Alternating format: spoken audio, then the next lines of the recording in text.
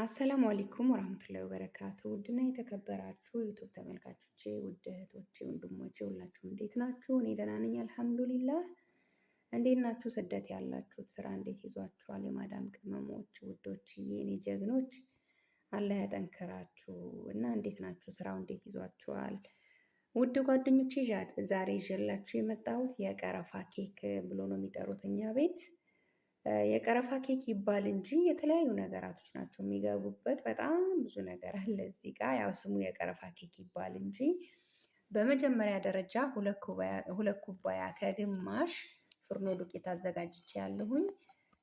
ፍርኖ ዱቄቴን በዚህ ማጥለያ ምንድነው የሚባለው አልሙሂም የሆነ ቆሻሻ ነገር ምናምን ካለው በዚህ ማጥለያ አጥልየዋለሁ ልበላችሁ፣ ያኛውን ቃላት ላለመጠቀም ነው። እና እዚህ ጋር ደግሞ 3 ፍሬ እንቁላል፣ እዚህ ጋር ደግሞ በትንሽ ሳህን የምታዩት አንድ የሾርባ ማንኪያ ቀረፋ እና በትንሹ የሻይ ማንኪያ ደግሞ አንድ አልሙሂም በሾርባ ማንኪያ አንድ ከግማሽ ማለት ነው ቀረፋው።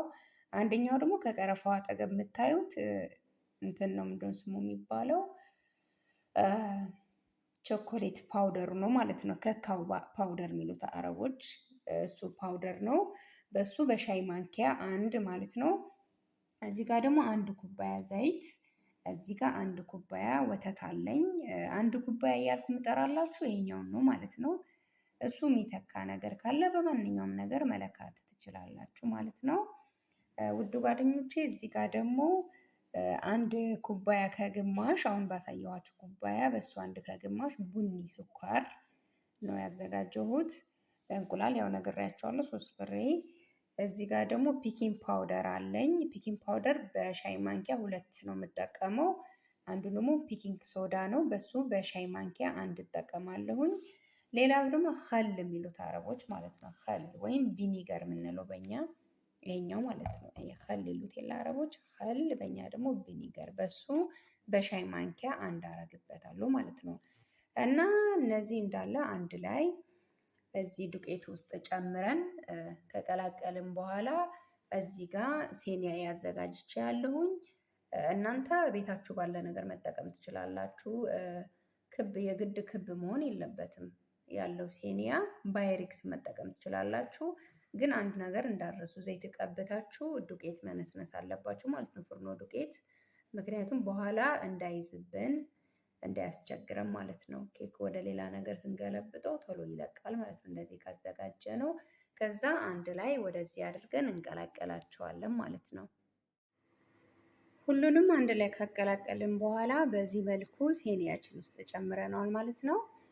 እናንተ ኬካችሁ ስታቀላቅሉ ማለት ነው በመጀመሪያ ፈሳሽ ነገሩ አንድ ላይ ቀላቅላችሁ ምቱት። ከዛ ፈሳሽ ነገሩ ከመታችሁት በኋላ ዱቄቱ ጨምሩ ማለት ነው።